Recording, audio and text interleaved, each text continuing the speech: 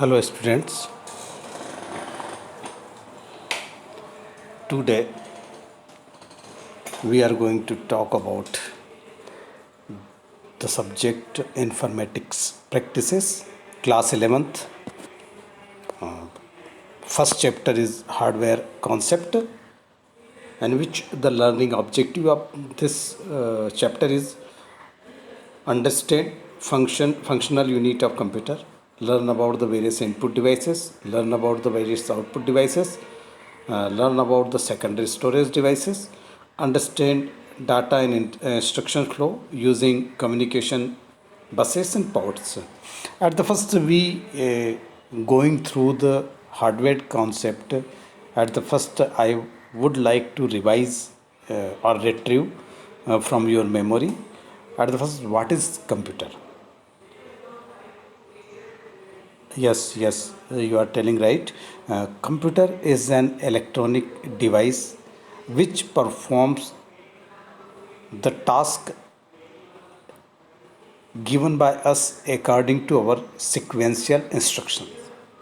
देखिए, कंप्यूटर जो है एक इलेक्ट्रॉनिक डिवाइस है और वो हमारे द्वारा दिए गए टास्क को पूरा करती है, पर उस टास्क को पूरा करने के लिए उसे एक सीक्वेंस में, अनुक्रम में, एक विशेष ऑर्डर में, एक स्पेसिफिक ऑर्डर में, उसी की लैंग्वेज में हमें इंस्ट्रक्शंस देना होते हैं।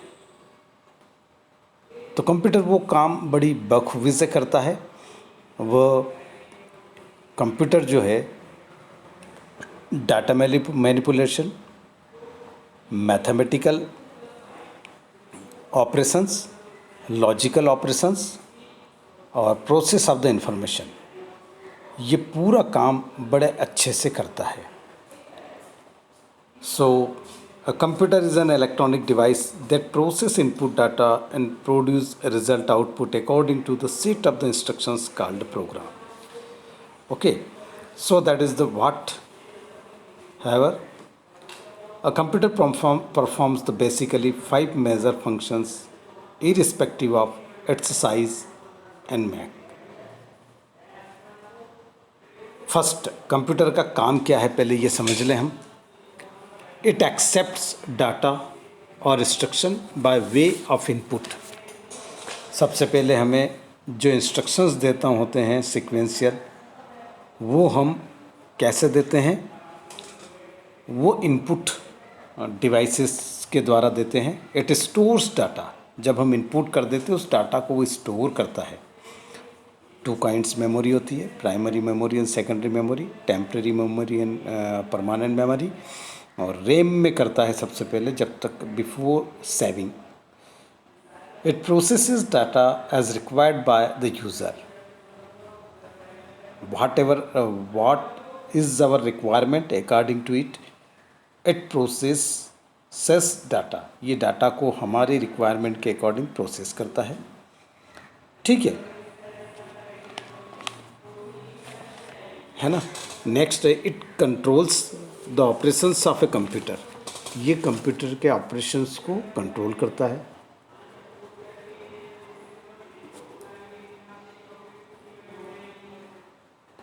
और उसके बाद जो है it gives results in form of output, और ये रिजल्ट देता है। देखिए नीचे एक ब्लॉक डायग्राम है, उसका पूरा तरीका है, सीधा सा गणित है। पहला जो बॉक्स है, ब्लॉक जो है, रेक्टेंगल ब्लॉक है, वो इनपुट डिवाइसेस को शो करता है। बीच में एक जो उससे बड़ा रेक्टेंगल है वो बताता है कि वो कंप्यूटर का सीपीयू है, और सीपीयू के अंदर मेमोरी यूनिट इन्होंने नहीं दी है। एक बॉक्स और होता है मेमोरी यूनिट, कंट्रोल यूनिट और अरिथमेटिक एंड लॉजिक यूनिट का। ठीक है, वो इन्होंने नीचे दे रखे हैं block, main primary memory and secondary memory, और उसके बाद आउटपुट डिवाइसेस है। ब्लॉक डायग्राम है। जैसे ही हम डाटा को इनपुट करते हैं तो कंट्रोल यूनिट में जाता है data, enter data. Control unit का काम है उसको चेक करना कि वो सही उसमें आ रहा है या नहीं आ रहा है। जैसे ही उसको लगता है कि सही में आ रहा है, बिल्कुल सही का मतलब ये है करेक्ट फॉर्म ऑफ इंस्ट्रक्शंस, वो बिल्कुल जो सिंटैक्स बोला जाता है उसे कंप्यूटर की लैंग्वेज में, वो जिस तरीके से कंप्यूटर को जाना चाहिए उस तरीके से ये आ रहा है, तो उसको वो प्राइमरी मेमोरी में भेज देगा कि इसको आप स्टोर कर लीजिए। फिर उसके बाद क्या होता है कि ये मेमोरी में स्टोर हो गया। फिर आपने सपोज़ कीजिए कि A=10 लिखा, B=20 लिखा और C= आपने कहा कि A+B। तो C=A+B को भी वो क्या कहेगा, ए को उसने भेज दिया मेमोरी यूनिट में स्टोर करने के लिए, बी की वैल्यू को भेज दिया उसने मेमोरी यूनिट में स्टोर करने के लिए। फिर सी जो आपने कहा है फार्मूला है, यहाँ प्रोसेसिंग शुरू हो गया। उसने चेक किया कि फार्मूले का जो पैटर्न है, जिस तरीके से लिखा जाना चाहिए, सिंटैक्स जो है वो करेक्ट है, करेक्ट सिंटैक्स है, वैलिड सिंटैक्स है, तो वो इसको मेमोरी में ये जाके कहेगा कि सी जो है एक और वेरिएबल आप मान लो और उसकी अभी वैल्यू जो है आप मेमोरी में उसकी जगह खाली रख दो। मेमोरी में उसने खाली रख दी, किसने, प्राइमरी मेमोरी यूनिट ने। अब जैसे ही आपने कहा था कि C=A+B करना है, तो A+B पे आ गया वो। A+B पर आने के बाद उसने कहा कि A+B करना है, मतलब प्लस करना है। तो उसने कहा कि A+B जो है ये करना है, तो उसने सबसे पहले क्या किया, वापस से मंगवाया उस डाटा को। कहाँ से, प्राइमरी मेमोरी से। बोले मुझे A की वैल्यू दीजिए। ए का वैल्यू जैसे ही आया, कंट्रोल यूनिट ने चेक किया कि A=10 आ रहा है, बिल्कुल करेक्ट आ रहा है। उसने अरिथमेटिक एंड लॉजिक यूनिट को सेंड कर दिया कि आप ये वैल्यू रखो A=10। फिर B की वैल्यू उसने रिट्रीव करवाई, किसने, कंट्रोल यूनिट ने। कंट्रोल यूनिट ने B=20 मंगवाया, 20 आया, उसने चेक किया, वापस उसने कहाँ भेज दिया, चेक करके उसने अरिथमेटिक एंड लॉजिक यूनिट को भेज दिया। अब उसने कहा कि अरिथमेटिक एंड लॉजिक यूनिट को उसने इंस्ट्रक्शन दिया कंट्रोल यूनिट ने कि इसको आप प्लस कर दीजिए। उसने प्लस कर दिया। प्लस करने के बाद अरिथमेटिक लॉजिक यूनिट ने कहा कि हाँ मैंने प्लस कर दिया है, मैंने प्लस कर दिया है, तो बोले लाओ मुझे वापस दो। उसने चेक किया, किसने, कंट्रोल यूनिट को। अरिथमेटिक ALU ने, आलू ने कंट्रोल यूनिट को भेज दिया। कंट्रोल यूनिट ने चेक किया कि अच्छा 10 + 20 30 सही आया है, 30 आया है। उसने कहाँ भेज दिया, उसको सेकेंडरी यूनिट में भेज दिया, है ना। और उसने भेजने के बाद क्या किया कि जब आपने कहा कि प्रिंट सी, तो उसने सी का वैल्यू मांगा यूज़र ने। तो वापस से कंट्रोल यूनिट ने मंगवाया कि लाओ भैया, जो मैंने आपको सी में जो वैल्यू रखने को दी थी, मेमोरी से कहा उसने कि आपको सी की वैल्यू जो दी थी वो दे दो मुझे वापस। उसने देखा कि बिल्कुल सही है, सी की वैल्यू आई 30। तो उसने स्क्रीन पे आउटपुट दे दिया। अब ये आउटपुट तो दे दिया, अब इसमें क्या हो गया कि यहाँ तक तो पूरा प्रोसेस सही हुआ, पर हुआ क्या कि आपको एज ए यूज़र आपको कहा गया था कि 10 और 20 को प्लस करना है। आपसे गड़बड़ ये हो गई कि जब आप एंटर कर रहे थे, टाइप कर रहे थे, तो वो 10 तो A=10 तो करेक्ट लिखा आपने, पर B= आपने 30 लिख दिया। तो प्रोसेस वो बिल्कुल सही करेगा। सी का वैल्यू वो जब देगा तो वो 40 देगा, और आपका आंसर तो आपके अकॉर्डिंग जो था वो 30 आना था। तो ये गलती आपकी थी। आउटपुट से आपको पता लगी, वापस से इनपुट सही करो और फिर पूरी प्रोसेस होगी। और इस तरीके से ये कंप्यूटर का प्रोसेसिंग है, करने का तरीका है। तो ये डायग्राम आपको समझ में आ गया होगा। अब आ जाते हैं हम इनपुट। हार्डवेयर की जब भी बात होती है कंप्यूटर में, तो हार्डवेयर का मतलब है कंप्यूटर के 2 पार्ट्स हैं,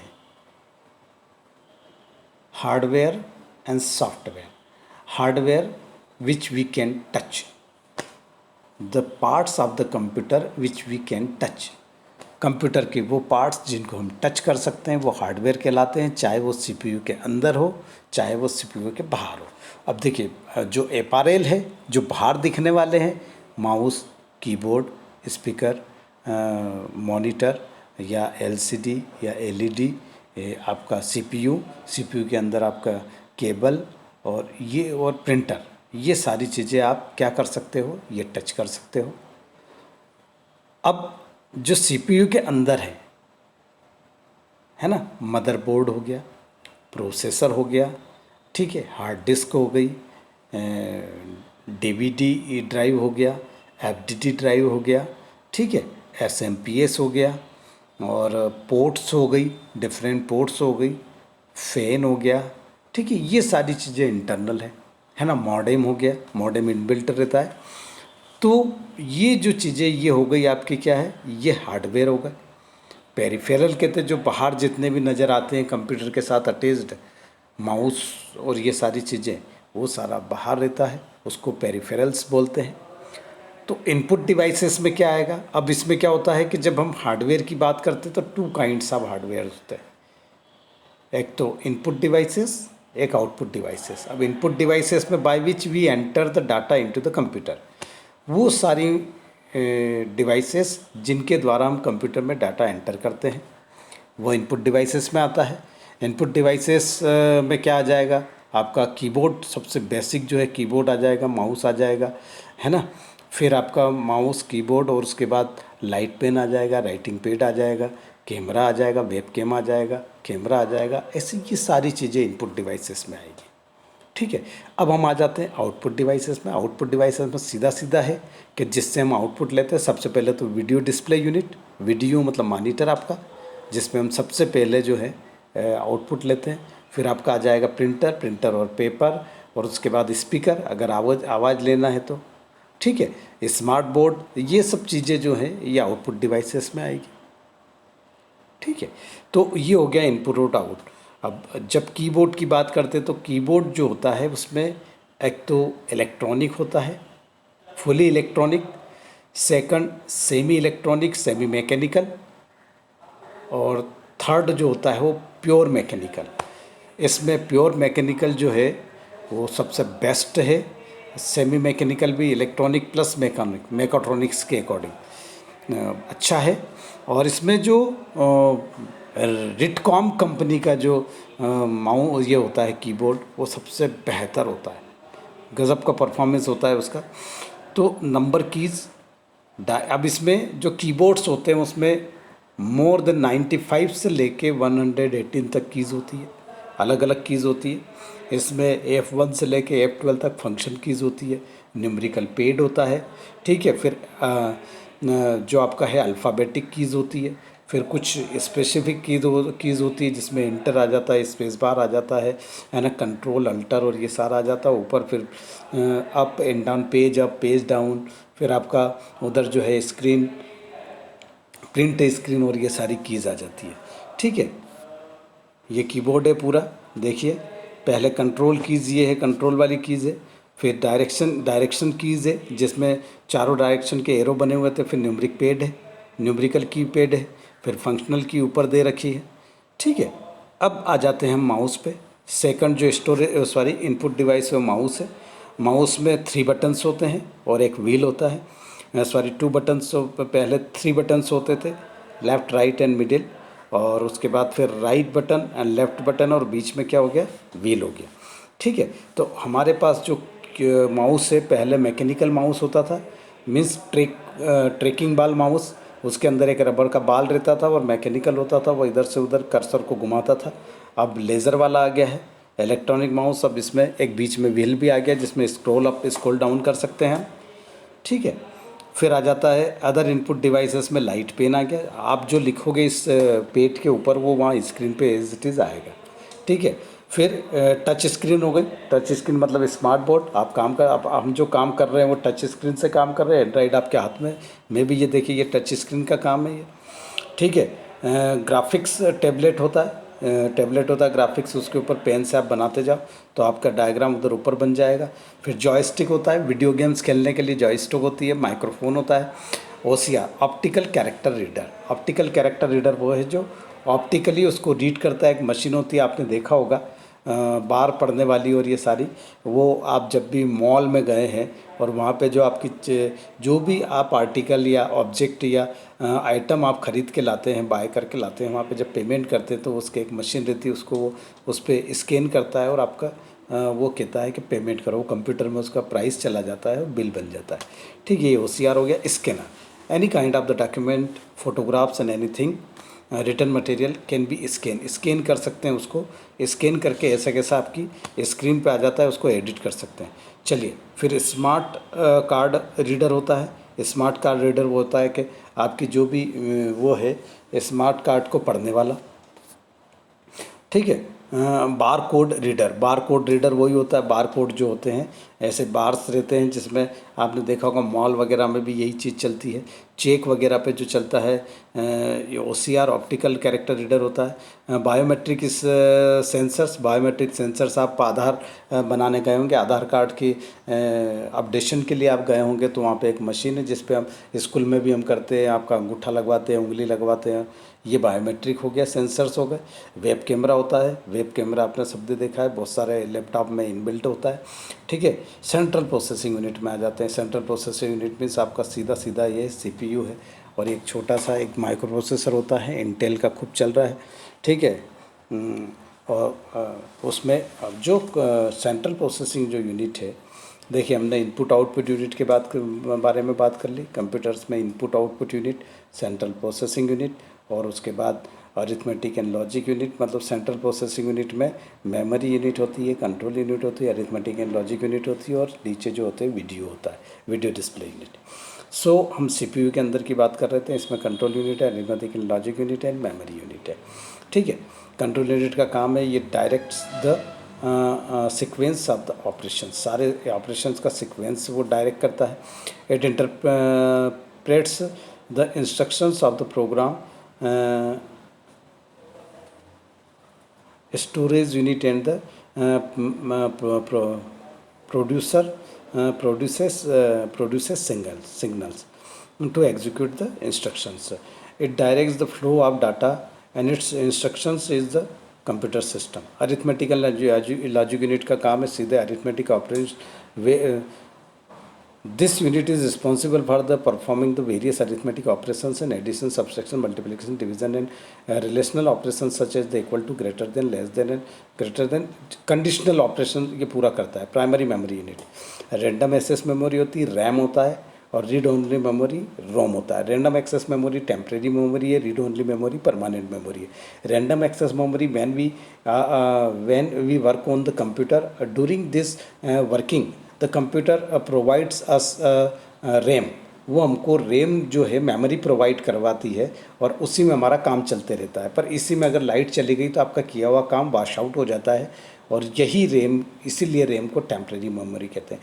रोम रीड ओनली मेमोरी है, जिसको हम लिख नहीं सकते क्योंकि ये कंप्यूटर के अंदर इनबिल्ट रहती है।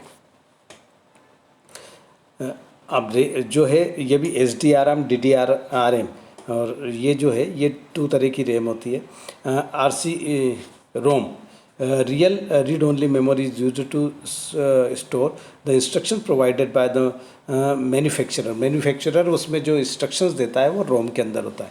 Instructions to check the basic hardware and inter connected at the load operating system from the appropriate storage device. The ROM read-only memory units of memory. The elementary unit of memory is a bit. देखिए computer works on the 0 and 1. Computer knows only 0 and 1. Computer's working depends on the binary number system. Binary number system in which the 2 digits only 0 and 1.